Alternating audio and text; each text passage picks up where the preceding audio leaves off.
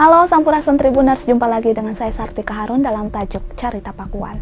Seperti biasa Tribuners, di program Carita Pakuan tentunya kami akan menyajikan sejumlah informasi terkini terkait Jabar 1.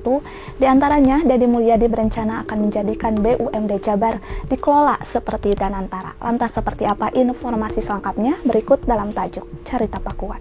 Tribuners, kita awali informasi pertama, lagi-lagi kabar duka menimpa Jawa Barat. Alih fungsi lahan di kaki Gunung Burangrang diduga menjadi penyebab terjadinya bencana longsor.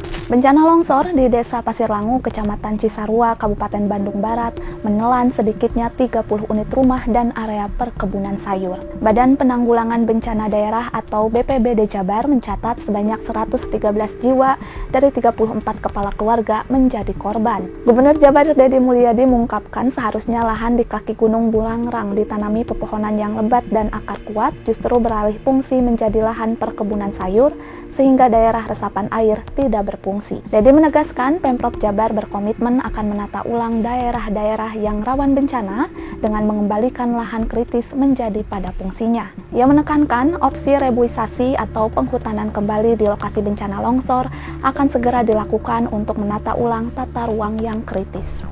Masih di informasi yang sama Tribuners, sejak terjadinya bencana longsor di Cisarua, Deddy Mulyadi turun langsung ke lokasi dan melakukan sejumlah upaya yang bisa dilakukan untuk kedepannya. Dan diketahui Tribuners, ada statement yang menarik yang disampaikan Deddy Mulyadi, yang mana beliau ini menyebut bahwa kerusakan alam dan bencana yang terjadi saat ini merupakan ulah manusia yang sering melakukan eksploitasi.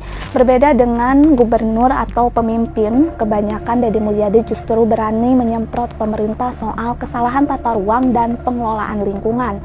Menurutnya, bencana alam yang terjadi merupakan kesalahan bersama. Ia mengajak semua pihak untuk melihat musibah sebagai lahan introspeksi kondisi alam yang saat ini mengalami banyak kerusakan akibat alih fungsi lahan.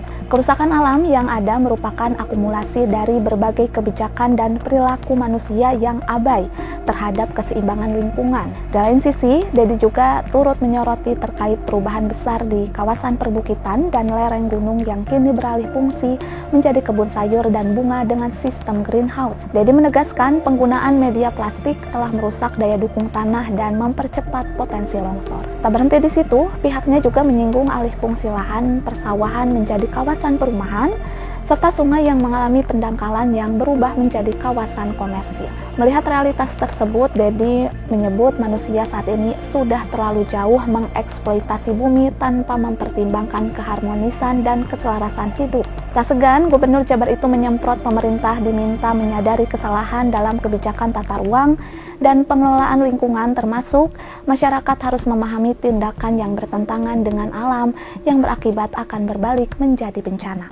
Beralih ke informasi penutup Tribuners, Gubernur Jawa Barat Deddy Mulyadi menginginkan Badan Usaha Milik Daerah atau BUMD Jabar dikelola seperti Badan Pengelola Investasi atau BPI Daya Anagata Nusantara atau Danantara. Nantinya BUMD milik Provinsi Jawa Barat akan dikelola dalam satu holding khusus, kecuali Bank Jabar Banten. Saat ini terdapat 41 BUMD milik Pemprov Jabar, puluhan diantaranya bergerak di berbagai bidang, mulai dari keuangan, konstruksi, energi, ketahanan pangan, pariwisata, jasa, dan lainnya. Deddy mengungkapkan selama ini BUMD Jabar selalu mendapatkan suntikan modal, tetapi tidak memberikan keuntungan bagi daerah. Padahal menurutnya banyak BUMD di Jabar memiliki aset bernilai besar. Deddy menambahkan, pengelolaan BUMD harus mengedepankan aspek independensi dan tidak diintervensi oleh kepentingan politik. Deddy menegaskan bahwa dirinya tidak pernah menempatkan orang-orang dari tim suksesnya di BUMD.